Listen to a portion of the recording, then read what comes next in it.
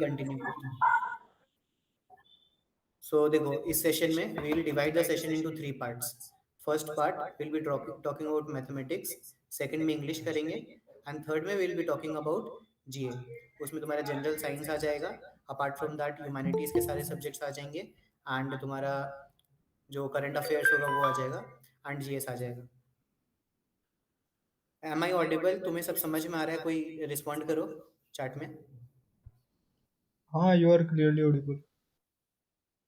Okay, thank you. तो ठीक है, मैथ्स में जैसे ये सब रवि ने ही बनाया है, मैं क्रेडिट नहीं लूंगा। सो मैथ्स में जैसे मैंने बताया था, Ravi had scored almost like top 5 among NDA 146 में। रवि का ऑलमोस्ट टॉप 5 था in mathematics section alone, and all India rank 8 था इसका। तो उसी ने ये सारे चीजें स्टैटिस्टिक्स बताया है। तो सबसे पहले जो वो चीजें है जो तुम्हें छोड़नी नहीं है बिल्कुल भी, ठीक है? जो डायरेक्ट क्वेश्चंस आते हैं, पहला तो statistics and probability, very important. Next है permutations and combinations, trigonometry, coordinate geometry, and जो 3D ज्योमेट्री है। इसमें भी कोऑर्डिनेट एंड 3D के क्वेश्चन जो है एकदम डायरेक्ट आते हैं, जैसे एनसीईआरटी में है, तो उसी टाइप के क्वेश्चंस आएंगे, एंड प्रीवियस ईयर जो है वो रिपीट होगा। अगेन कोई रिस्पॉन्ड करो, सबको बीच रिपीट बीच में कर तुम दो, लोग रिपीट। हाँ, क्लियर है सब कुछ। आ रही है आवाज? ठीक हाँ है। हाँ, बिल्कुल बिल्कुल। नेक्स्ट इसमें और भी कुछ टॉपिक्स है जो बहुत लाइक देखो, जिनने पढ़ रखा है, जो मतलब साइंस के है, पीसीएम वाले, उन्होंने उनको पता होगा that sets, relation functions, limit, continuity, differentiability, काफी इजी है। जिन व्हाट अबाउट जीपी? देखो पढ़ सकते हो, इट्स अपॉन यू। देखो, सबके लिए एक कॉमन सिलेबस या कॉमन रेसिपी नहीं है। It's up to you. अगर तुम्हें जीपी डिफिकल्ट लगता है तुम छोड़ सकते हो, एपी अच्छा लगता है तुम कर सकते हो। Divide the syllabus into sets, and sets को भी सबसेट्स में डिवाइड कर दो। फॉर एग्जांपल तुम्हारा जो भी पैटर्न्स है उसमें तुम एपी, जीपी, एचपी, उसको अलग अलग पैटर्न्स में डिवाइड कर दो। अगर तुम्हें सारे आते हैं तो वेल एंड गुड, नहीं आते तो डोंट ट्राई न्यू, क्योंकि लास्ट 15 डेज है। इफ लास्ट 90 डेज स्ट्रैटेजी होता, लास्ट 100 डेज स्ट्रैटेजी होता, so I would have said that सब पढ़ लो। बट इस टाइम पे if you don't know GP, don't dive into it, continue with AP only, ठीक है? नाउ जो पीसीएम वाले हैं जिन्होंने 2 साल पढ़ा है, वो कैलकुलस अच्छे से कंप्लीट करना, बिकॉज कैलकुलस का एक वेटेज है जो पीसीएम वाले नहीं है। Let's say if you are from arts background, so don't dive deep into calculus, don't dive deep into complex numbers. जिसने पढ़ा हुआ है वही पढ़ेंगे, वही रिवाइज करेंगे। Okay, thank you. Next, differentiation integration. Differentiation integration में ऐसी चीजें लाइक तुम्हें पढ़नी है, बट एग्जाम पेपर में तुम्हें सॉल्व नहीं करना है। डिफरेंशिएशन के क्वेश्चन में तुम्हें, इंटीग्रेशन के क्वेश्चंस में तुम्हें सॉल्व नहीं करना होगा। जो भी ऑप्शंस है, ट्राई टू एलिमिनेट 1 और 2 ऑप्शंस, एंड नेक्स्ट जो 2 ऑप्शंस तुम्हारे पास बच रहे हैं उनको डिफरेंशिएट कर लो। You will surely get the answer, because हमें भी दिया हुआ टाइम हो गया, 3 साल हो गए, 3 साल में हमने बहुत बार क्वेश्चंस देखे। तो मोस्ट प्रोबेबली क्या होता है ना कि इंटीग्रेशन के क्वेश्चंस डिफिकल्ट होते हैं अगर तुम कंपेयर करो तो बोर्ड से, बट 1-2 क्वेश्चंस तो एलिमिनेट हो जाते हैं, एंड जो बाकी बचे ऑप्शंस, उसमें तो अगर तुम डिफरेंशिएट कर लोगे तो तुम्हें इंटीग्रेशन का आंसर मिल जाता है मोस्ट ऑफ द टाइम, ठीक है? तो लाइक मैथ्स को एक बार मैं समराइज करूंगा। जो डायरेक्ट क्वेश्चंस आते हैं, स्टैटिस्टिक्स पे आते हैं, पीएनसी से आते हैं, ट्रिगो से आते हैं, कोऑर्डिनेट एंड 3D। इसमें भी 3D से डायरेक्ट क्वेश्चंस आते हैं, एंड जो इजी वाला पार्ट है, sets, relation function, limit, continuity, differentiability, ये सब तुम्हें नहीं छोड़नी है। अपार्ट फ्रॉम दैट कैलकुलस जो पीसीएम वाले हैं वो करेंगे। डिफरेंशिएशन इंटीग्रेशन को जैसे मैंने बताया दैट एलिमिनेट करो, एंड एलिमिनेट करने के बाद तुम इंटीग्रेशन के क्वेश्चन को डिफरेंशिएट कर लो, क्वेश्चन का आंसर मिल जाएगा। मैं एक कुछ चीज़ें ऐड कर देता हूँ। मेरी आवाज़ आ रही है ना? हाँ, हाँ, तो मैं एक बार थोड़ा सा रिवाइज ही समझ लो या कुछ अच्छे मैं बता देता हूँ जैसे, ठीक है, मैथ्स का। तो बेसिकली स्टैट्स एंड प्रोबैब, ठीक है, इसको लोग अंडर एस्टिमेट कर देते हैं क्योंकि लास्ट में आता है सिलेबस में, ठीक है। और इसके कुछ कुछ है ना बेसिकली, जैसे बेस थ्योरम हो गया, ठीक है, लैंग्वेज वाली हो गई, बहुत लॉन्ग स्टेटमेंट वाले हो गए, है ना, हाँ वही जो कह रहे हैं। तो उसमें ना बेसिकली लोग अवॉइड करते हैं कि नहीं अटेम्प्ट करेंगे, ठीक है। बट इसका सीन क्या होता है, स्टैट्स एंड प्रोबैब से इन काउंट टोटल क्वेश्चन 25 प्लस आते हैं, ठीक है। तो अगर हम चाहें, जैसे मान लो 25 क्वेश्चन है, ठीक है, उसमें से अगर 20 भी अगर हमने अटेम्प्ट करा तो 80 मार्क्स ऐसे ही आ जाते हैं, ठीक है। तो स्टैट्स एंड प्रोबैब तुम्हारा पूरा मैथ्स क्लियर मतलब कट ऑफ सेक्शन कंप्लीट करवा सकता है, क्लियर करवा सकता है। तो कहने का मतलब ये अगर कुछ लोगों को मैथ्स सेक्शन में जैसे स्कोर बूस्ट करना है, ठीक है, तो इस टॉपिक को कभी मत चुना स्टैटिस्टिक्स प्रोबेबिलिटी, ठीक है। अब जैसे मान लो एक तो बेसिक प्रोबेबिलिटी एंड स्टैटिस्टिक्स होती है क्लास 10th लेवल वाली, ठीक है, तो उतना तो सबको आता होगा, मीन मीडियन मोड क्या होता है निकालना, ठीक है, बेसिक टेबल्स का, ठीक है, वो तो आपको आता है, वो आप एक बार ब्रश अप कर लेना। बाकी जो स्टैट्स एंड प्रोबेबिलिटी क्वेश्चन है एक बार आप यूआईक्यूज उठा के देखो किस ट्रेंड में किस टाइप के क्वेश्चन आते हैं, ठीक है। जैसे अगर मान लो प्रोबेबिलिटी से 15 क्वेश्चन आते हैं ना, तो उसमें से 10 ऐसे क्वेश्चन होंगे जो 11th-12th के सिलेबस से होंगे, ठीक है, 5 ऐसे क्वेश्चन होंगे जो बेसिक प्रोबेबिलिटी होंगे, 4-5 10th क्लास वाले, ठीक है, बेसिक प्रोबेबिलिटी वाले। तो आप 4-5 तो कर लोगे जो आपके बैक हिंट साइट में जो आपने पढ़ रखा है उसमें, क्योंकि 10 क्वेश्चन है ना, इनको करने के लिए आपको थोड़ा सा मेहनत करना पड़ेगा। और बाकी अगर कंपेरेटिवली आप बाकी चैप्टर से देखो इसका वेटेज और इसका सिलेबस, जैसे प्रोबेबिलिटी में क्या है कि 3 थ्योरम्स है मैथ्स में, 3 थ्योरम्स से सारे चैप्टर हो जाते हैं। तो अल्टीमेटली वही है कि अगर इसको स्टार्ट के बाद में एक दिन से ज़्यादा देने की जरूरत नहीं है, ठीक है? एक दिन दे दिया उसके बाद बस क्यूआईक्यूज लगाए, मॉक लगाया, ठीक है। तो पाथफाइंडर खोलो, ठीक है, ब्रशअप करो, पीवाईक्यूज देखो, उसके बाद वापस से पूरा सिलेबस। पाथफाइंडर में ज़्यादा से ज़्यादा मेरे हिसाब से ये 6-7 पेज का चैप्टर है प्रोबेबिलिटी। तो उस हिसाब से है कि सॉल्व करो, खुद के लेवल पे सॉल्व करो सारे जितने भी क्वेश्चन है, उसके बाद पीवाईक्यूज उठा के देखो, 90% क्वेश्चन बन जाता है अगर तुमने पूरा प्रॉपर पूरा प्रोबेबिलिटी पढ़ रखा है, एक थ्योरम 3 थ्योरम से पढ़ रखा है। तो मेरे कहने का ये मतलब है कि इनको छोड़ना मत, ठीक है। इसमें से जैसे 25 क्वेश्चन आराम से आते हैं, तो उस पर ध्यान देना, ठीक है। स्टैंड टर्म ये हो गया।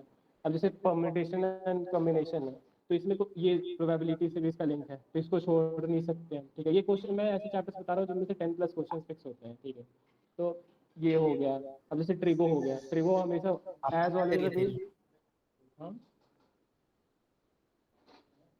ट्रिगो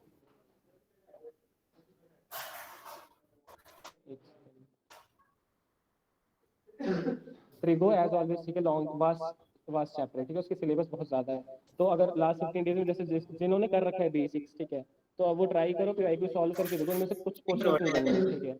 उनका एक और है, एक और है मेरा, एक सेकंड, कैसे पॉसिबल है अब।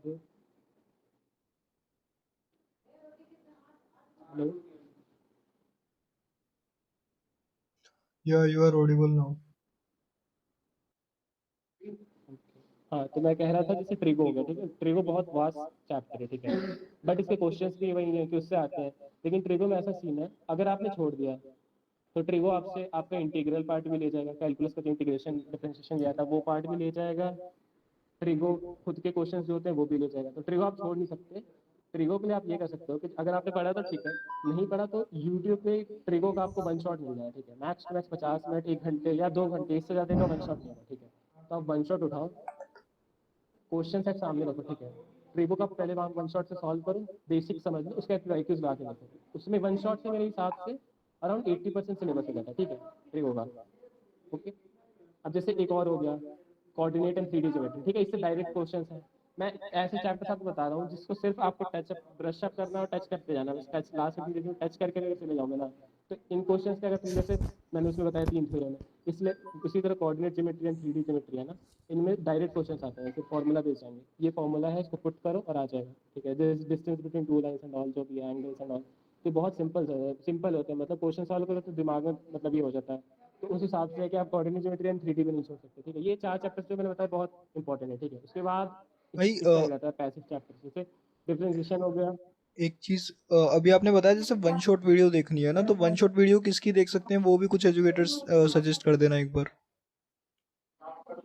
हाँ, वन शॉट के लिए जैसे एक तो हो गया मैथ्स बाई जुगाड़ करके हैं, ठीक है, एक वो सर हो गए, एक अर्पित चौधरी सर हो गए, ठीक है। इन दोनों का मेरे टाइम पे 2 साल पहले मैं देखा लगभग, आजकल वही है, इन दोनों का तो चल ही रहा होगा, और एक अनअकैडमी आ गया होगा, ठीक है। ये इन तीनों पे जिसको भी आप देख लो, जिनके कमेंट सेक्शन खोल लो, जिनकी रिव्यू सही है उनकी देख लो, वन शॉट में बेसिकली वही कॉन्सेप्ट होना चाहिए। अपने मैं रिकमेंड यही जो करूंगा, टाइम अर्पित था चौधरी एंड मैथ्स बाई जुगाड़। उसमें इन दोनों का कंपटीशन भी था, और अर्पित सर उस टाइम अनअकैडमी पे ही थे।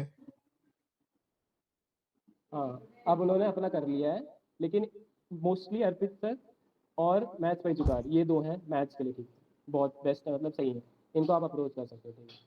तो वन शॉट आप देखो तो इनका ही देख लेना, ठीक है। अब मैं बात करता हूँ इधर, ठीक है, एक दो चैप्टर्स मैंने देखे हैं, ठीक है। सेट्स रिलेशन एंड फंक्शन सबसे ईजीएस्ट चैप्टर है, ठीक है। और इससे डायरेक्ट क्वेश्चन हर बार आते हैं, वन वन चेक करना, ग्राफ, यही दो क्वेश्चन आते हैं हमेशा, ठीक है, मोस्टली, ठीक है, और कितने रिलेशन होंगे ऐसे, ये भी वही डायरेक्ट चैप्टर है, इसको भी आप मत छोड़ना, इसको आप चाहो तो यूट्यूब से पढ़ लो, चाहो तो पीवाईक्यूज ही देख लो बस, ठीक है, तो ये पीवाईक्यू से भी हो जाएगा। उसके बाद कैलकुलस पार्ट आ जाता है पूरा, ठीक है, कैलकुलस में हो गया लिमिट्स, हो गया कंटिन्यूटी, हो गया डिफरेंशियबिलिटी, हो गया, ठीक है, ये तो बेसिक कैलकुलस है। अभी 15 डेज में अगर मैं आपको ये चैप्टर इसलिए बता रहा हूँ, ये सारे चैप्टर आप एक वीक में कर सकते हो, उस हिसाब से मैं आपको बता रहा हूँ, ठीक है, जो जो सोर्स मैंने बताया उस सोर्स करोगे एक वीक में ये सारे कर सकते हो आप, ठीक है। जैसे कैलकुलस का पार्ट हो गया, इसमें लिमिट, कंटिन्यूटी एंड डिफरेंशियबिलिटी, इन तीन टॉपिक से फिक्स क्वेश्चन आते हैं। लिमिट्स में डायरेक्ट रूट वाला मोस्टली से आ जाता है, या फिर एल हॉस्पिटल आ जाता है, ठीक है, एल हॉस्पिटल से आ जाता है, कंटिन्यूटी डिफरेंशियबिलिटी चेक करने का आ जाता है, ठीक है। तो इनमें है कि अब जैसे देखो, अगर आप वन शॉट देखोगे तो वहाँ तो टीचर बता ही देते हैं आपको, लेकिन इसमें है कंटिन्यूटी डिफरेंशियबिलिटी, ये सीन है कि आपको हिट एंड ट्रायल से ये बहुत बार सीन क्लियर हो जाता है, या फिर बहुत बार रिपीटेड टाइप के क्वेश्चन आते हैं, ठीक है, जैसे mod sine x plus mod cos x, ऐसे ऐसे वाले क्वेश्चन आते हैं, ट्रेंड वाला है, ठीक है, कि बेसिक ट्रेंड है कि डिफरेंशियबिलिटी कंटिन्यूटी में के वो जेई लेवल के क्वेश्चन नहीं देंगे, मतलब बेसिकली एक ट्रेंड वाले क्वेश्चन देंगे। तो आप एक बार सारे उसमें देखो किस टाइप के क्वेश्चन आ रहे हैं, उसके बाद जिस सोर्स से आप पढ़ रहे हो, जैसे वन शॉट से पढ़ रहे हो या फिर जो भी बुक से पढ़ रहे हो, पाथफाइंडर से या एनसीईआरटी, उनमें से वही सारे क्वेश्चंस को ज़्यादा प्रैक्टिस करो, ठीक है, ये प्रेफरेबल होता है, क्योंकि इनके सिलेबस बहुत ज़्यादा है ना, कैलकुलेशन ऑल के, ठीक है। अब देखो, एक होता है मैं ये तो आपको बता दिया, कैलकुलस पार्ट आप प्रेफरेबली यूट्यूब से करो, ठीक है, लास्ट 15 डेज में, अगर आप खुद से करने जाओगे तो बहुत वास्ट सिलेबस आपका कंप्लीट नहीं होगा, ठीक है। अब एक बात करते हैं, जैसे इंटीग्रेशन वाला सीन है, ठीक है, इंटीग्रेशन में आपने देखा होगा अचानक बहुत सारे टाइम कॉम्प्लेक्स क्वेश्चंस आते हैं ना, जिनका सॉल्यूशन इंटीग्रेट करना बहुत मुश्किल होता है, ठीक है। तो उसके लिए एक ट्रिक, मतलब जो मैं यूज़ करता था कि ऑप्शंस है ना, उनमें से ऑप्शंस में से आप डिफरेंशिएट करना स्टार्ट करो, वो कॉम्प्लेक्स इंटीग्रल सॉल्व हो जाता है, ठीक है। अब ये ऐसा आप कह सकते हो कि एक क्वेश्चन में काम आ जाएगा, लेकिन ऑब्वियसली एक क्वेश्चन में मैटर करता है ना, तो 4 नंबर में बेसिकली बहुत ज़्यादा मैटर करते हैं, जिनको कटअप नहीं किया होता उनको पता होता है। तो इंटीग्रेशन में आप ये कह सकते हो कि टाइम बचेगा आपका, एक तो ऊपर से आपके श्योर शॉर्ट आंसर जाएंगे, तो आप ट्राई करो कि इसको इंटीग्रेट ना करके डिफरेंशिएट करके देखो क्वेश्चन ऑप्शन को, जो उस पर रीच कर जाए वो आपका आंसर हो जाएगा, ठीक है। तो ये बेसिकली मैथ्स का था, ठीक है। अब आप इसके लिए कर क्या सकते हो, डेली डेली या फिर अल्टरनेट डेज आप अपने हिसाब से स्ट्रेटजी रख लो कि उसको रिवाइज करना है, ठीक है, रिवाइज किया उसका, और एक फॉर्मूले बुक कहीं से पीडीएफ डाउनलोड कर लो, ये आपको या तो यूट्यूब के टीचर्स आपको लिंक दे देंगे अपने वहाँ पे, या फिर आपको पाथ फाइंडर के इंडेक्स पेज के पास मिल जाएगा, या फिर आप गूगल से कहीं से भी डाउनलोड कर सकते हो, ठीक है। बट ये फॉर्मूले बुक बहुत इंपॉर्टेंट है, ठीक है, यहीं से यहाँ पे नेगेटिव मार्किंग हो जाता है, जिनके फॉर्मूले गलत होते हैं, कुछ भी साइन गलत, ठीक है, वो देख लेना आप एक बार। मैथ्स मेरे हिसाब से यही है, फोकस करो पीवाईक्यूज पे, ठीक है, सेलेक्टिव स्टडी पर भी फोकस करो, और वो वन शॉट वीडियोस पर फोकस करो, ठीक है, अभी के लिए। अब बाकी हम जीएटी पार्ट स्टार्ट करते हैं, ठीक है तनिष। इंग्लिश ये बता दें इनको कहाँ से पढ़ना है। हाँ जीएटी स्टार्ट कर रहा हूँ, मैथ्स का मैंने बता दिया कुछ बता दिया। ओके, मैथ्स में वो मैराथन सीरीज वगैरह। हाँ सब बता दिया। ठीक है, मैथ्स में इंग्लिश। किसी को, एक सेकंड, मैथ्स में किसी को कोई डाउट तो नहीं है ना? तो कोई रेज करो, हैंड रेज करो। कौशल, कौशल कुमार, क्या हाँ डाउट है? पूछो, अनम्यूट कर लो।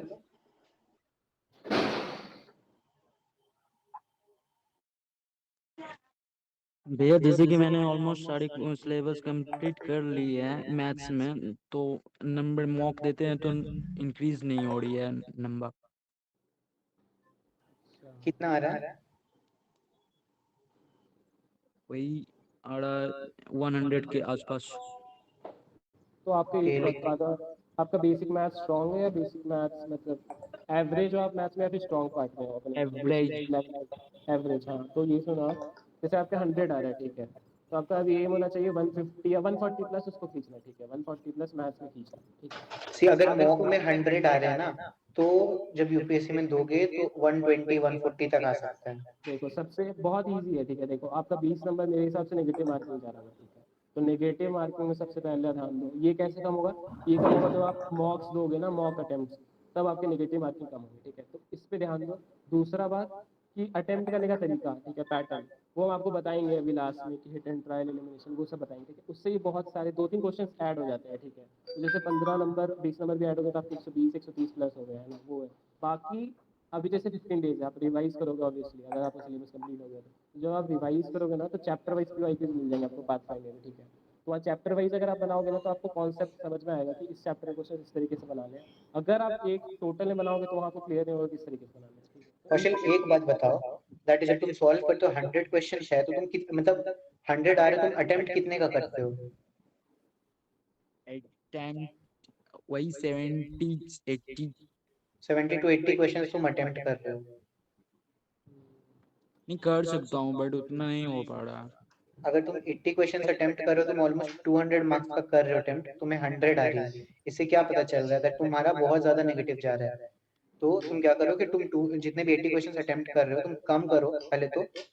जो क्वेश्चंस तुम्हें डाउट है वो क्वेश्चंस को तुम अटेम्प्ट कर, अगर तुम्हारा 80 क्वेश्चन 100 आ रहा है, ठीक है, एंड तुम 80 क्वेश्चंस अटेम्प्ट कर रहे हो, इसका मतलब ऑलमोस्ट 30 क्वेश्चन जो भी तुम्हारा वो तुम्हारा नेगेटिव जा रहा होगा। उतना यस नहीं, भैया। अबाउट 30 क्वेश्चंस नेगेटिव जा रहा होगा। तो try to avoid those questions जिसमें तुम्हें डाउट हो, क्योंकि उससे अगर तुम वो करोगे तो तुम्हारा 1/3 नेगेटिव, अबाउट 40 क्वेश्चंस जो है तुम्हारा 40 वो स्कोर तुम्हारा इंप्रूव ऑलरेडी हो जाएगा, तुम अपने नेगेटिव को ही जीरो कर लो। समझ रहे हो बात? तुम 200 का अटेम्प्ट कर रहे हो तुम्हें 100 स्कोर हो रहा है, इसका मतलब जो नेगेटिव वाला पार्ट है तुम अगर सिर्फ उसी को बंद कर दो, तुम्हें एक्स्ट्रा एफर्ट लगाने की जरूरत नहीं है। बस चूज जो क्वेश्चंस तुम कर रहे हो, चूज दोस क्वेश्चंस वाइजली, तो तुम्हारा स्कोर ऑलरेडी इंप्रूव हो जाएगा। और बाकी जो मेथड्स है वो लास्ट में आपको बता देंगे, रिटन हाँ बाकी वो रवि बताएगा। हाँ वो बता देंगे, ठीक है। अब बाकी किसी को तो मैथ्स का डाउट नहीं है, जीडी स्टार्ट करते हैं। अच्छा एक और डाउट है शायद 3।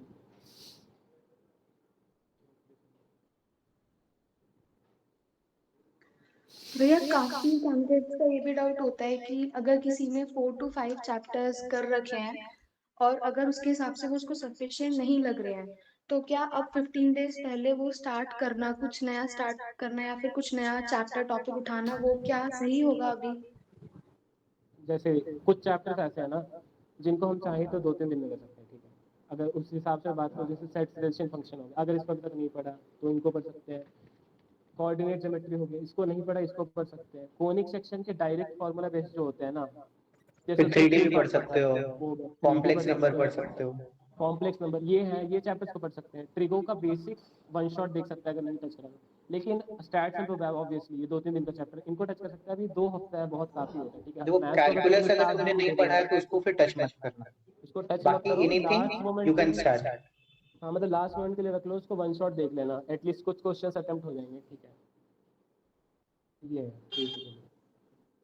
मैथ्स में किसी को और कुछ डाउट?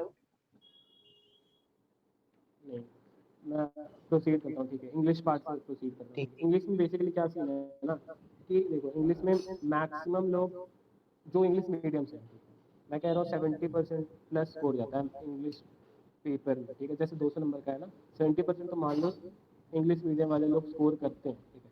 जिन दो लोग स्कोर नहीं कर पाते हैं, मोस्टली उनका ये होता है कि नेगेटिव मार्किंग का सीन ज़्यादा हो जाता है, ठीक है। और इंग्लिश का ऐसा सीन है कि ट्रेंड चेंज होता रहा है। जैसे हमारे टाइम पे भी न्यू ट्रेंड आया था, तुम्हारे टाइम पे भी यूपीएससी ट्रेंड चेंज करता रहा है, मैंने इंग्लिश के पेपर में देखा, ठीक है। तो मोस्टली तुम्हें इंग्लिश के पेपर में सबसे पहले ध्यान का देना है अपने साइड से कि तुम नेगेटिव मार्किंग को कम करो। वो नेगेटिव मार्किंग कम कैसे होगी? सबसे ज़्यादा नेगेटिव मार्किंग होती है, देखो एक तो वो पार्ट होता है एरर वाला, ठीक है। एरर, आइडेंटिफाई द एरर्स, ठीक है। उसमें मोस्टली कितना भी तुम ग्रामर पढ़ लो, कितना वैसे भी अभी तुम्हारे पास इतना टाइम नहीं है, बट फिर भी तुमने बहुत प्रोफिशिएंट हो तुम ग्रामर में, फिर भी तुम्हारे उसमें चांसेस है कि 70-30 का जाता है वो, 70% 30%, 70% करेक्ट 30% इनकरेक्ट, कितना भी तुम क्यों प्रोफिशिएंट ना हो जाओ, ठीक है। तो ट्राई करो कि एरर वाले क्वेश्चंस को स्किप करो, ठीक है। और अगर तुम्हें श्योर शॉट पता है कि यही हुआ तो ही अटेम्प्ट करो, अगर थोड़ा सा भी डाउट तो उसको स्किप कर दो, तुम्हारा नेगेटिव मार्किंग लगेगा, ठीक है। सबसे पहली बात ये है। दूसरी बात ये मतलब एज अ माना ही जाता है, एजम्पशन ही है, सभी मानते हैं, ठीक है, कि इंग्लिश में ग्रामर से ज़्यादा इंट्यूशन काम होता है, ठीक है। बहुत लोगों ने ग्रामर पढ़ रखा, हम नहीं पढ़ रखा, लेकिन पहले ग्रामर का कोई रूल क्लिक नहीं करता है, पहले इंट्यूशन क्लिक करता है कि नहीं ऐसा नहीं होगा, ये ऐसा होगा, ठीक है। तो इंट्यूशन के हिसाब से पीपल स्कोर 70-75%, ठीक है। अब अपने हिसाब से आप इंग्लिश में क्या कर सकते हो, ठीक है, एडिशनल क्या पढ़ सकते हो वो मैं बताता हूँ। जैसे सीनो एंटोनिम, ठीक है, ये दोनों बहुत इंपॉर्टेंट है। ये ट्रेंड कुछ भी चेंज हो ये तो आएंगे ऑब्वियसली, इसमें से 10 क्वेश्चन, ठीक है। तो सीनो एंटो का आप क्या कर सकते हो? वन शॉट देख लो, मैराथन सीरीज इंग्लिश का चल रहा होगा अभी, ठीक है, लास्ट 15 डेज है, तो अन अकेडमी का हो गया, अर्पित सर का ही हो गया, उनके चैनल पे चल रहा होगा, ठीक है। उन पे देख लो आप, वन शॉट मैराथन सीरीज जो भी है यूट्यूब पे, ठीक है। और उस मैराथन सीरीज को देखने से पहले आप पीवाईक्यूज एक बार देखो, ठीक है। पीवाईक्यूज में आपको देखने को मिलेगा कि साइन एंटो हो गया, स्टैंडर्ड मतलब एक स्टैंडर्ड पैटर्न है कि 5-5 क्वेश्चन इनसे आते हैं, ठीक है। तो अगर आप देखोगे तो आपको पता चलेगा जैसे 200 नंबर का है तो आप 140 150 आराम से अटेम्प्ट मतलब सही हो रहे होंगे आपके, आप मॉक भी दोगे ना तो आपको पता चलेगा। तो इंग्लिश में आपका मेन इतना इंग्लिश के लिए ज़्यादा I would like to attention नहीं ऐड देना वन है। थिंग, मैं बोलूं? हम्म, हेलो, हाँ बोलिए।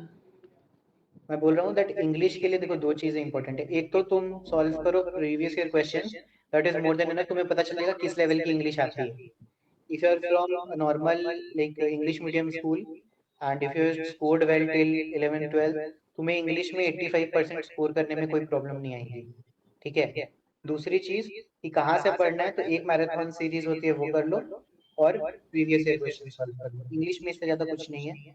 और जीएटी का ये भी सीन है ना जीएटी का कि हम किस हिसाब से ना प्रेफरेंस डालते हैं, क्योंकि इसमें सिलेबस बहुत ज़्यादा है 12th लेवल पे, ठीक है। अगर तुम साइंस बैकग्राउंड से हो ना तो आर्ट्स भी है, करंट अफेयर्स, जीके, स्टैटिक जो भी है वो सब है, इंग्लिश भी है। तो इस हिसाब से देखो कि तुमको किस में कितना अटेंशन देना है। अगर तुम अपने मॉक दे के देखो, ठीक है, अभी तुम लोग सारे लोग मॉक में देख के अगर तुम देखोगे तुम्हें पता चलेगा इंग्लिश तुम्हारा मतलब तुम्हें इसमें से जैसे 6-7 सब्जेक्ट है, तुम इसमें देखिएगा 2-3 सब्जेक्ट तुम्हारे बिल्कुल प्रॉपर है, उसको अगर तुम कम अटेंशन भी दोगे तो चलेगा। तो उनको तुम अल्टरनेट या 2-3 दिन में एक मॉक दो, वो इम्प्रूव तुम्हारा होता रहेगा, ठीक है। जहाँ ज़्यादा अटेंशन देना उस पर ध्यान दो, प्रायोरिटाइज करो, ठीक है। तो जब हम पूरा जीएटी पार्ट कंप्लीट कर देंगे ना उस हिसाब से तुम्हें समझ आ जाएगा किसको का प्रायोरिटाइज करना है, ठीक है। अब जैसे इट्स जीके गुड में अगर करंट 50 अफेयर्स, मार्क्स में भी निकल जा रहे हैं तो इट्स गुड। अब जैसे जीके और करंट अफेयर्स पार्ट में आता हूँ, ठीक है। मोस्टली लोग क्या करते हैं, ऐसा एक ट्रेंड बना हुआ है कि जैसे गवर्नमेंट एग्जामिनेशन में करंट अफेयर्स एंड जीके पूरा प्रॉपर पढ़ के जाना चाहिए 6 महीने पहले का ये वो, ठीक है। तो बेसिकली क्या होता है ना, जीके एंड सी अपने हाथ में होता है करंट अफेयर्स जीके, लेकिन इसका सिलेबस ही इतना डाइवर्स है ना, ये इंटरलिंक्ड है, ठीक है। पॉलिटिकल साइंस हो गया, ज्योग्राफी हो गया, इन सब से इंटरलिंक्ड होता है, ठीक है। तो अपने पार्ट में हम क्या कर सकते हैं, मैं आपको सजेस्ट करूँगा जीके एंड करंट अफेयर्स को आप लास्ट 3 दिन के लिए रखो, ठीक है। मैथ्स टू मैथ्स लास्ट 3 दिन, उस लास्ट 3 दिन पे आपको जितना जीके एंड करंट अफेयर्स करना वो करो। बाकी मैं आपको ये बता देता हूँ किस टाइप के क्वेश्चन आते हैं, सोच कर देता हूँ, ठीक है। अब जैसे जीके एंड करंट अफेयर्स से पहला एक ये सीन हो गया कि मिसाइल्स, ठीक है। मिसाइल्स जैसे जो न्यू मिसाइल्स लॉन्च हो रहे हैं, ठीक है। अपना फिर ये हो गया स्पेस मिशन, ठीक है, वो हो गए, उनसे रिलेटेड क्वेश्चन हो गए, इससे आते हैं, ठीक है। और मोस्टली फिर डिफेंस के जो अफेयर्स होते हैं जैसे मिलिट्री एक्सरसाइजेज हो गए है ना, न्यू रिलीजेस हो गए, उस पे आते हैं, ठीक है। अब जैसे फिर एक हो गया कैपिटल ऑफ कंट्रीज, ठीक है। अब वो भी कौन से कंट्रीज, जो कंट्रीज अभी जैसे करंट अफेयर्स में है, मतलब जैसे यूक्रेन हो गया, रशिया हो गया, ठीक है। मिडिल ईस्ट से क्वेश्चन आते हैं, ठीक है। और कुछ आपको ज्योग्राफी से रिलेटेड स्टैटिक में मिल जाएंगे, जैसे वो हो गया ओशंस वाला सीन, चाइना सी ठीक में जो है। कंट्रीज हैं, बहुत सारे कंट्रीज बहुत इंपॉर्टेंट है। हाँ वो प्रॉपर जैसे कंट्रीज हो गई यूक्रेन एंड ऑल, तो वो आ जाएगा कि जैसे यूक्रेन से रिलेटेड कुछ भी हो, जैसे वीट एक्सपोर्ट सबसे ज़्यादा करता है रशिया एंड ऑल, उस सीन पे आ जाएगा, ठीक है। और बाकी वो किससे किससे शेयर करते हैं, ठीक है। जैसे हमारे टाइम पे भी आया था बाल्टिक ओशन वाला, वो आर्मेनिया अजरबैजान वॉर हो रहा था उस टाइम पे, तो उससे रिलेटेड आया था आर्मेनिया से। तो वही सीन है कि आप इनके जिनके भी वॉर्स एंड ऑल हो रहे हैं उसके उस कंट्रीज का proper geography, borders and all, और ओशन हो गया उस पे, और कौन से मिनरल्स या वहाँ क्या ज़्यादा पाए जाते हैं एक्सपोर्ट एंड ऑल उस पे, ठीक है। और अगर कोई इंडेक्स एंड ऑल अभी आई हो महीने में 1-2 महीने पहले, ठीक है, तो इंडेक्स देख लेना, कोई भी रिलीज हुआ वो इंडेक्स आपको मिल जाएगा। और अगर आपके पास टाइम है लास्ट 2-3 दिन में तो एक इसका मैराथन देख लेना, ठीक है। अभी चल रहा हो जैसे सीरियस जर्नी चैनल हो देखो गया, करंट कहीं भी काफी हमको ज्यादा मिल जाएगा। स्पेसिफिक आते हैं, या तो वो पॉलिटिकल साइंस से लिंक करके आएंगे या तो ज्योग्राफी से लिंक करके आएंगे। वो पॉलिटिकल साइंस से कैसे लिंक करके आएगा, दैट अभी लाइक 50 ईयर पहले 1973 में बहुत सारे कॉन्स्टिट्यूशनल अमेंडमेंट्स हुए थे। माइलस्टोन अब बोलते 50 ईयर बाद अगर उससे रिलेटेड कुछ हुआ है तो वो चीज हो सकती है। ज्योग्राफी से लिंक करके कैसे आएगा, लाइक तुम्हारा यूक्रेन पे इन्वेजन चल रहा है रशिया का, तो रशिया हो गया, यूक्रेन हो गया, सोवियत यूनियन के जितने सारे कंट्रीज हैं उनकी जो ज्योग्राफी है, लाइक किसकी, लाइक यूक्रेन के बॉर्डर्स किससे किससे सटते हैं, लाइक तुम्हारा जो ओशंस है, वो सीज तुम्हारा जो है वो, तुम्हारे जो माउंटेन्स है, वो मतलब बॉर्डर एरिया की जो ज्योग्राफी है उससे रिलेटेड क्वेश्चंस करंट से आ सकते हैं, या फिर जो पॉलिटी है वो करंट से आ सकते हैं। तो the question should be very much predictable.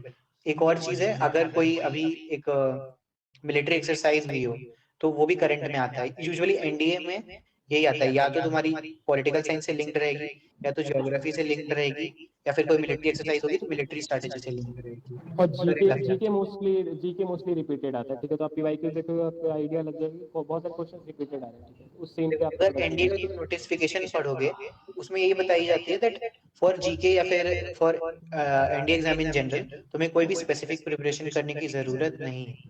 If you have a हाँ गुड मतलब like basically grasp of all the subjects, तुम डायरेक्टली एग्जाम में बैठ सकते हो for GK like. Current affairs में आप कुछ मेजर कंट्रीब्यूशन अभी लास्ट 15 डेज में भी नहीं कर सकते, या लास्ट 6 महीने भी बोलो तो भी जीके करंट अफेयर्स ऐसा कोई सिलेबस नहीं है, मतलब डिफाइंड सिलेबस नहीं है, ठीक है, वो खुद कहता है यूपीएससी। तो आप हाँ अपने देखो, पार्ट में मैराथन न्यूज़पेपर कर लेना। पढ़ते हो, if you can, if you read it's good.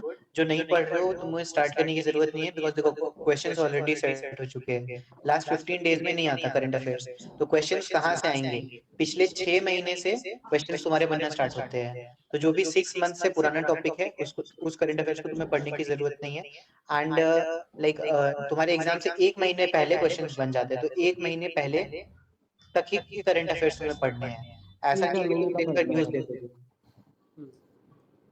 ये अनडिफाइंड है, ठीक है, आप मैंने आपको बता दिया प्रायोरिटाइज करने वाली चीज़ है, ठीक है। लास्ट 2-3 दिन में भी आप इसको रखोगे ना जीके एंड करंट अफेयर्स को, मैक्स टू मैक्स आपको इसमें से मार्क्स ऑब्टेन ज़्यादा नहीं करना, ठीक है, जीके एंड करंट अफेयर्स में। ये आपके हाथ में अगर आपको आता है तो ठीक है, नहीं आता तो कोई बात नहीं, ठीक है। अब बात आते हैं जीएस पे, ठीक है। जीएस पार्ट में क्या सीन है, जीएस बेसिकली जिन्होंने 10th तक तो सबने पढ़ रखा है, ठीक है, उनका सही है।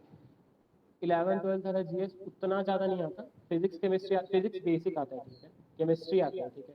अब जैसे मान लो मैं आपको बताऊँ पीवाईक्यूज आप उठाओगे ना, तो आपको उसमें से दिखेगा कि 40-50% क्वेश्चन रिपीट होते आ रहे हैं हर साल, ठीक है। एंड जून वो है सारे जैसे क्वेश्चंस 10th लेवल के हैं। एक लेवल है, मैं आपको बताऊँ, जैसे कुछ लोग हैं जिन्होंने अभी 10th तक का जीएस पढ़ रखा होगा, ठीक है, लास्ट 15 डेज बच्चे हैं तो 10th तक का पढ़ रखा होगा। मैं उनको सजेस्ट करूँगा अभी 11th-12th का फिजिक्स केमिस्ट्री को टच करने मत जाओ, ठीक है। इनको आप रख लो इन बिटवीन, जैसे मॉक देते रहोगे ना आप, जैसे पीवाईक्यू सॉल्व करोगे उसमें कुछ क्वेश्चन आपको याद हो जाएंगे, ऐसा कुछ सीन होगा। तो इन बिटवीन आप अपना एक टाइम निकाल लो कि मैराथन या जो भी है वन शॉट वीडियोस उसको रख लो, बट उसको प्रायोरिटी लास्ट देना, ठीक है। अगर आपने 11th-12th का फिजिक्स केमिस्ट्री नहीं टच कर रहे तो टच मत करना, मैं कहूँगा फोकस मोर ऑन बायो, ठीक है, बायो पार्ट फोकस करो। वैसे भी इससे ज़्यादा उतने क्वेश्चंस नहीं आते, और मोस्टली आप 50% क्वेश्चंस कर लोगे, जीएस का भी ये सीन होता है, ठीक है। क्लास 10th लेवल आते हैं, 11th-12th भी आते हैं, बट अभी आपके पास इतना टाइम नहीं, आप 11th-12th लेवल पर टच कर ले जाओ, ठीक है। तो मैं सजेस्ट करूँगा पहले पीवाईक्यू देखो, ठीक है, पीवाईक्यू में से मार्कअप करो कि फिजिक्स केमिस्ट्री बायो में से कौन किसमें तुम्हारा कौन सा स्ट्रॉन्ग पॉइंट और वीक पॉइंट, ठीक है। जो वीक पॉइंट है उसके लिए आप वन शॉट लिख लो, जो स्ट्रॉन्ग पॉइंट है उनका पीवाईक्यूज में सॉल्व करो, आई विल सजेस्ट, ठीक है। एक बायो में भी मैं ऐड करूंगा। एक बायो में तुम्हारे डिजीज से रिलेटेड जो क्वेश्चंस है वो बहुत आते हैं। तो if you like complete the disease वाला पार्ट एंड बेसिक बायोलॉजी जो भी पाथफाइंडर में, तो 50% प्लस क्वेश्चंस, अगर लाइक आप आई वुड से 60% क्वेश्चंस हो जाएंगे बायो पाथ के। फाइंडर, मैं तो वही सजेस्ट करूंगा, पाथ फाइंडर में proper defined syllabus, underlined black आपका हेड, मतलब वो मिलेंगे, हाईलाइटेड टेक्स्ट मिल जाएंगे जिससे क्वेश्चंस आते हैं, ठीक है। अगर आई किसी के सजेस्ट, पास ल्यूसेंट है, कोई ल्यूसेंट से पढ़ा है, तो वो भी रिवाइज कर सकते हो। हाँ वो वो तुम्हारा भी जीएस में भी काम आ जाएगा, जो हमारे ह्यूमैनिटीज में भी काम आ जाएगा। हाँ। अब जैसे इस पार्ट पे आते हैं, ठीक है, आर्ट सेक्शन वाला पार्ट, जो मतलब बेसिकली वही हिस्ट्री को, जियोग्राफी एंड पॉलिटिकल साइंस, ठीक है। अब जैसे हिस्ट्री की बात करते हैं, ठीक है, हिस्ट्री में ऐसा देखा गया है एंशिएंट हिस्ट्री हो गया और मॉडर्न हिस्ट्री हो गया, ठीक है।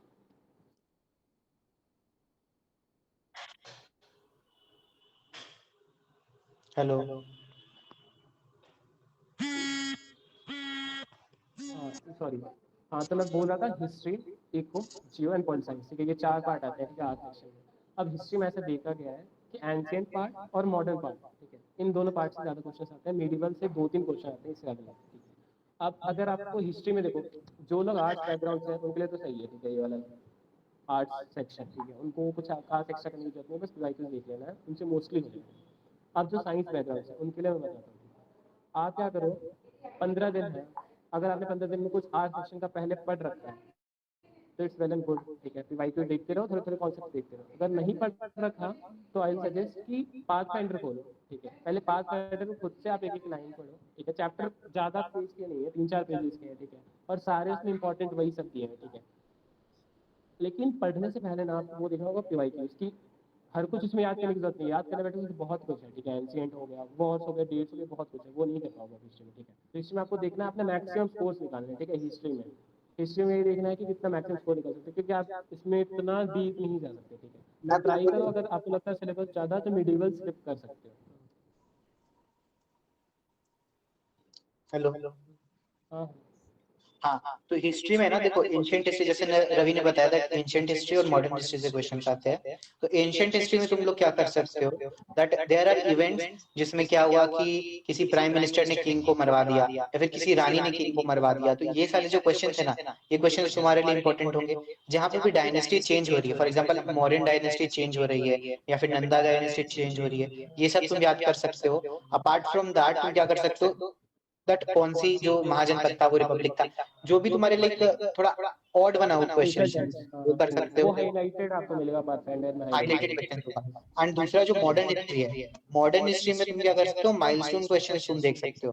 फॉर एग्जांपल अभी चल रहा है 2023, तो 1823, 1873, 1923, 1973, 50 इयर्स बैक, 25 इयर्स बैक जो चीजें हिस्ट्री में हुई है वो इवेंट्स तुम कर सकते हो। सेम चीज तुम पॉलिटी में भी कर सकते हो, लाइक पॉलिटी में जो कॉन्स्टिट्यूशनल अमेंडमेंट्स आए थे 73 में, 78 में, ये सारे बहुत इंपॉर्टेंट अमेंडमेंट्स हो जाएंगे तुम्हारे इस अटेम्प्ट के लिए। एंड ये इसके लिए चीज मैथ्स तो अच्छा ही है। हाँ और बाकी अगर मैं स्विच करो, ठीक है, ज्योग्राफी पे, ठीक है, बहुत इंपॉर्टेंट है ज्योग्राफी। ऑलमोस्ट 12 से 15 क्वेश्चन आप मान लो, बैरी होकर 16 18 जा सकता है, डिपेंड्स ऑन द पेपर, ठीक है। एवरेज 12 14 आप मान लो, ठीक है। तो ज्योग्राफी के लिए आप क्या कर सकते हो, जैसे देखो, अगर आपने वर्ल्ड ज्योग्राफी पढ़ रखा है, ठीक है, तो इट्स वेल एंड गुड। लेकिन अगर आपने वर्ल्ड ज्योग्राफी नहीं पढ़ रखा है तो वही लास्ट 15 डेज आपको प्रायोरिटाइज करना पड़ेगा, ठीक है। आपको एक एक टॉपिक लिख के डेट वाइज करना होगा, क्योंकि अभी ना बहुत ज़्यादा 15 डेज आपके ऐसे पास होंगे बिल्कुल विंड की तरह, ठीक है। तो आपको ऐसे देखना होगा कि कब आपको क्या पढ़ना है। जैसे इंडियन ज्योग्राफी है, ठीक है, इंडियन ज्योग्राफी में डायरेक्ट क्वेश्चन आते हैं, ठीक है। अगर आपने सिलेबस पढ़ रखा है टू द पॉइंट, अब सिलेबस तो बहुत कुछ है, 11th 12th एनसीईआरटी में पढ़ लेना ना, या तो पाथ फाइंडर चूज कर लो, सबसे बेस्ट है। आर्ट सेक्शन के लिए तो मैं कहूँगा पाथ फाइंडर बेस्ट, ठीक है, आर्ट्स और जीएस के लिए। अगर आपको पाथ फाइंडर से नहीं लग रहा तो आप यूट्यूब पे देख लो, मैं सजेस्ट करूँ कोई अच्छे टीचर का, अन अकेडमी हो गया एंड ऑल जो भी है, मैं उनके हिसाब से आप अपने देख लो और पिछड़े से रहो, उनका वन शॉट देख लो, ठीक है, पीवाईक्यूज के सेट्स देख लो, उससे ही आपका आधा तो कंप्लीट हो जाएगा, ठीक है, याद हो जाते हैं क्वेश्चन सिस्टम बेसिकली, ठीक है। तो ज्योग्राफी में भी सीन यही है, तो आप वो देख लो। और बाकी जैसे मैंने आपको करंट अफेयर्स में बताया था, वो कैपिटल ऑफ कंट्रीज, ओशंस, वो भी कभी कभी लिंकेज में आ जाते हैं, ठीक है। तो मोस्टली ज्योग्राफी में यही सीन होता है। इंडियन ज्योग्राफी से ज़्यादा क्वेश्चन आते हैं, ठीक है, तो वो आप ध्यान ले लेना। सोर्स तो मैं ये बताऊँगा पाथ फाइंडर जाओ, एक वीक में अगर आप चाहो ना तो आपका आर्ट सेक्शन पूरा कंप्लीट हो सकता है पाथ फाइंडर से, ठीक है, अगर प्रॉपरली प्लान हो तो। और साथ साथ ट्राई करो कि क्वेश्चन सेट बनाते रहो, वरना तुम जो भी पढ़ोगे भूल जाओगे।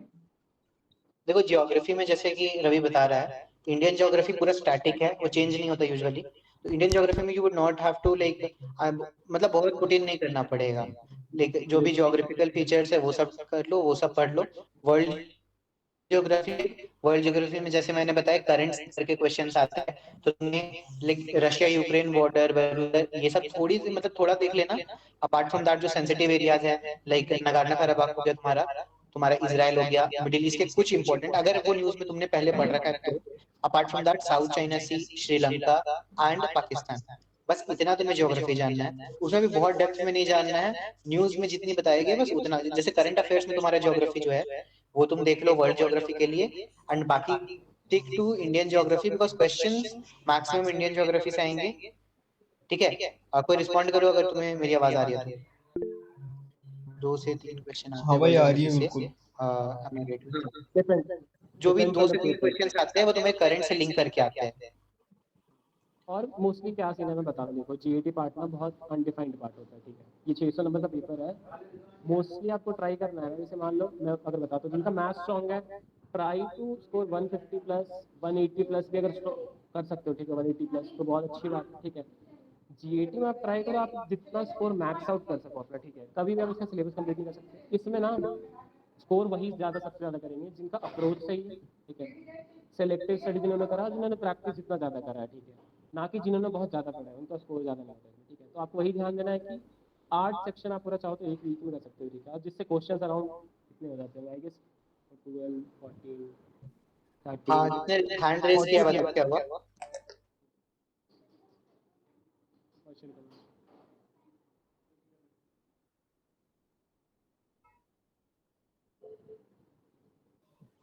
कौशल कुमार, भैया एंड टू एंड सिनोनिम उतना ज्यादा नहीं हो पाता है, इसका कार्ड क्या है? देखो भाई एंटोनिम सिनोनिम तुम्हारा कैब का पार्ट है। अगर मतलब एक तुम्हारी जनरल अंडरस्टैंडिंग नहीं है इंग्लिश की बेटर, तो एंटोनिम सिनोनिम तुम नहीं कर पाओगे। अपार्ट फ्रॉम एंटोनिम सिनोनिम, देखो मैं हमेशा ये बोलता हूँ दैट इंग्लिश में everything intuitive, but antonym and synonym ऐसा क्वेश्चन जो सबसे ज्यादा गलत होते हैं लोग। मैं अगर बोलता हूँ कि 100 में से 85% तुम्हारे करेक्ट हो रहे हैं, तो जो 15 क्वेश्चन है उसमें से तुम्हारे 5-7 होंगे एंटोनिम सिनोनिम्स के, एंटोनिम के, और 7 होंगे तुम्हारे एंटोनिम के। तो मोस्ट प्रोबेबली मिस्टेक्स उसी में होते हैं, बाकी सारा तुम्हारा ग्रामर इंट्यूशन से चला जाता है। तो देखो तुम ग्रांटेड लेके चलो कि एंटोनिम सिनोनिम अगर तुम प्रिपरेशन नहीं कर रहे हो वो मिस्टेक्स होंगी, but apart from that English in general तुम्हारे 85% स्कोर हो जाएगा। तो एंटोनिम सिनोनिम पर फोकस करने वाली चीज नहीं है। हाँ, बिकॉज देखो सबका गलत होगा। एंटोनिम सिनोनिम है कि वो प्रेडिक्टेबल नहीं है ना, इतनी बड़ी इंग्लिश लैंग्वेज, उसमें कुछ वो वर्ड्स पूछेंगे तो जरूरी नहीं है सबको आते होंगे, तो वो सबसे गलत होने वाले क्वेश्चन है। Max to max antonym synonym का आप ये कर सकते हो, पीवाईक्यूज अप्रोच करो, बस पीवाईक्यूज अप्रोच करो, ठीक है। एंटोनिम सिनोनिम का पिछले 8 साल के पीवाईक्यूज देखो, उससे ट्रेंड में पता चल जाएगा कि अगर 10 क्वेश्चन आते हैं उसमें 3-4 तो हो जाते हैं, 2-3 के लिए थोड़ा सा अगर आप कुछ नॉलेज है तो ठीक है, बस यही होता है एंटोनिम सिनोनिम। अभी तक के हम लोगों ने ना सारे सब्जेक्ट डिस्कस कर लिए हैं।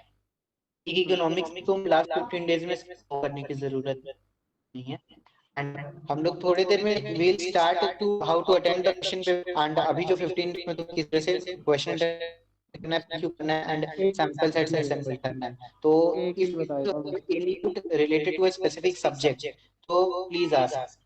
बस। अभी जैसे इंडियन करंट अफेयर्स में चल रहे हैं, जैसे ये मणिपुर इशू हो गया, नू इशू हो गया, ठीक है, न्यू कोई चीफ मिनिस्टर हो गया, न्यू मिनिस्ट्री हुआ, ठीक है, इन 4 चीज़ों पे आप देख लेना, इनके क्वेश्चन डायरेक्ट आते हैं, ठीक है। ये बस मैंने बता दिया रैंडम क्वेश्चन। अब बस किसी को कोई डाउट हो तो बता दे, फिर हम एक ये बताएंगे टेक्निकल चीज़ें थोड़ी।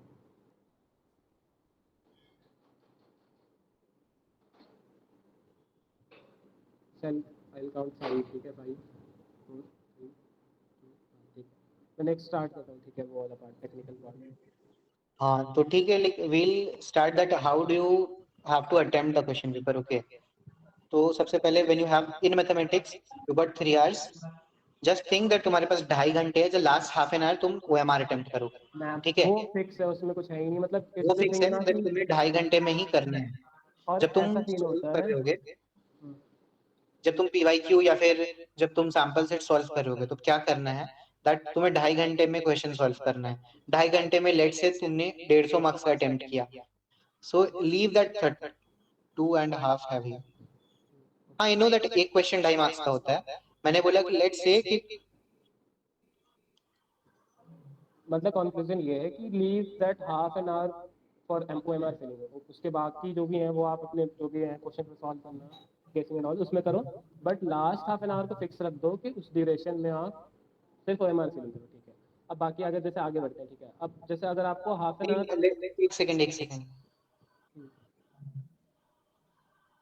अच्छा 2.5 आवर ड्यूरेशन है, बस वो बोल रहा है। आई एम सॉरी, तो इट वाज हाँ ओके ठीक है। अब जैसे मैं ठीक बात है करता हूँ, अगर आपको half an hour before complete करना है, ठीक है, तो सबसे पहली बात मॉक्स दो, मॉक्स में ये अप्रोच करोगे वहाँ ऑब्वियसली रिफ्लेक्ट होगा, ठीक है। अब दूसरी बात करता हूँ कि किस तरीके से आप हाफ एन आवर पहले कंप्लीट करोगे, ठीक है। It depends on overall analysis, ठीक है। कहते हैं ना स्टार्टिंग में जो टाइम आप ये करते हो, स्पेंड करते हो क्वेश्चन पेपर, वो बाद में रिफ्लेक्ट होता है, ठीक है। तो आपको पहले लगेगा कि स्टार्टिंग क्वेश्चन पे कभी भी क्वेश्चन नहीं सॉल्व करने में स्टार्ट कर दिया, ठीक है। तो पहले ना जैसे यूपीएससी का सिलेबस, यार यूपीएससी का पेपर ना ऐसे सीखा था, बहुत कॉम्प्लेक्स पेपर होता है, ठीक है। तो आप कैटेगराइजेशन स्टार्ट किया करो, ठीक है, कि लॉन्ग कौन से क्वेश्चन हैं, शॉर्ट टाइप कौन से क्वेश्चन हैं, जैसे मैथ्स में हो गया, ठीक है। कुछ क्वेश्चन होते हैं जो सॉल्व हो जाएंगे बट टाइम लगेगा ज़्यादा, ठीक है। कुछ क्वेश्चन होते हैं, ऑफ कोर्स मॉक स्टार्ट कर सकते हो, लाइक वो जो रवि बता रहा है दैट तुम्हें कैटेगराइज करना क्वेश्चंस को, लाइक जो तुम्हें आता है जो तुमने ऑलरेडी पढ़ रखा है उन्हें एक स्टार बना दो। लाइक फर्स्ट 10 to 15 मिनट्स क्या करो, क्वेश्चन पेपर को एनालाइज कर दो, जो जो टॉपिक्स तुमने नहीं पढ़ रखे उन्हें डायरेक्टली सर्कल कर दो, जो जो तुमने पढ़ा उन्हें स्टार बना दो, ठीक ये है। मैथ्स में जो बहुत तुम्हें ज़्यादा लग रहा है हेल्प डायरेक्ट होगा। है, जो डायरेक्ट हो रहा है तुम एक डबल स्टार या फिर एक कोई सिंबल बना लो जो तुम आराम से बना सकते हो। तो फर्स्ट 10 मिनट्स तुम ये करो, instead of starting from the first question ऐसा मत करो, start from the first double start question, and for that matter तुमने जो भी सिंबल बना के रखा है, तो जो तुम्हारे डायरेक्ट क्वेश्चन से पहले वो बना लो। तो first half an hour to 45 minutes क्या करोगे, डबल स्टार्ट क्वेश्चंस बनाओगे। और बात नेक्स्ट 1 से 1.5 घंटे जो बचे वो स्टार्ट क्वेश्चंस बनाओगे, and if you have time तो तुम नेक्स्ट क्वेश्चन सॉल्व करोगे। And last half an our क्या करोगे तुम OMR फिलिंग स्टार्ट करोगे। और अगर बीच में स्टक होते हैं ठीक है मैथ्स पेपर का मोस्टली बता रहा हूँ मैथ्स में क्या सीन होता है ना लोग बहुत ज़्यादा प्रिपेयर करके जाते हैं बट स्कोर नहीं होता वहाँ पे ठीक है वो सीन ये हो जाता है कि हम पेपर को एनालाइज सही से नहीं करते हैं पेपर अटेम्प्ट करना है वो सही से नहीं करते ठीक है तो मॉक में भी आपने देखा होगा वो कह रहा था ना पढ़ा बहुत कुछ है बट अटेम्प्ट नहीं कर पा रहा वही सीन होता है कि किस तरीके से हम अपना प्लान करते हैं ठीक है तो अप्रोच ये है कि आप टेटरेशन तो करते हो ठीक है लेकिन उसके बाद आपको ये देखना है कि कुछ क्वेश्चन जैसे लंबे हैं ठीक है आप उसको सॉल्व करने बैठोगे आप कुछ लोग ईगो पे लेके बैठ जाते हैं या जो भी है मैक्स टाइम रखो आप 2 मिनट ठीक है पर क्वेश्चन 2 मिनट से कभी भी किसी भी क्वेश्चन पे स्किप मत करो ठीक है 2 मिनट से अगर ऊपर जा रहा है उसको छोड़ दो अभी के लिए ठीक है ऑप्शन को डॉट करके रख दो जो आपको डाउट लगता है बाकी आगे बढ़ जाओ ठीक है एक क्वेश्चन के कारण 2-3 क्वेश्चन ऐसे मत खराब करो जो आप एंड तक में ऐसा क्या होगा ना स्टार्टिंग में टाइम कंज्यूम कर दोगे लॉन्ग क्वेश्चन को तो लास्ट में जो इजी क्वेश्चन होंगे प्रेशर के कारण आप उस इजी क्वेश्चन को भी छोड़ दोगे ठीक है तो मैं ये करूँगा स्टार्टिंग में जब आप जाते हो तो go through the question keep solving और ऑप्शन मार्क करते हो तो लंबे क्वेश्चन को छोड़ो आगे बढ़ो जब वंस योर मतलब आपका क्वेश्चन कंप्लीट हो जाता है वंस योर डन फिर उन क्वेश्चंस को जाओ वापस सॉल्व करो और उसके बाद हाफ एन आवर पहले OMR के लिए मैथ्स के लिए ठीक है अब मैं कुछ टेक्निकल चीज़ें बताता हूँ ठीक है कुछ मेथड्स हैं ठीक है अब जैसे मान लो एक तो मेथड है हिट एंड ट्रायल ठीक है ये हिट एंड ट्रायल मेथड तो ऑब्वियसली सबको पता होगा ठीक है वैल्यू उठा के डाला क्वेश्चन में सॉल्व हो गया ये मोस्टली किस में काम आता है ट्रिग्नोमेट्री हो गया ठीक है ग्राफ वाले क्वेश्चन हो गए इसमें हो गया ठीक है फंक्शन वाले हो गए उसमें हो गया इंस्टेड ऑफ सॉल्विंग वो क्या कहते हैं एब्स्ट्रैक्ट थिंग को सॉल्व करने से अच्छा उसमें हिट एंड ट्रायल आप ट्राई करो ठीक है एपी में भी और लग जैसे एक जाता और है नॉन ट्रायल वाला सिस्टम ये एपी जीपी में भी लग जाता है ये सीक्वेंसिंग सीरीज में। हाँ उसमें भी हाँ सीक्वेंस एंड सीरीज में भी लग जाता है हाँ वो उठा के डालो उसमें लग जाता है और जैसे मैंने इंटीग्रेशन में बताया था कि डायरेक्ट इंटीग्रेट करने में बताया था क्योंकि वो सब्जेक्टिव नहीं है ऑब्जेक्टिव है तो वहाँ ट्राई करो कि ऑप्शंस के थ्रू डिफरेंशिएट करते जाओ ऑप्शंस को वो चेक करो ठीक है ये एक दूसरा है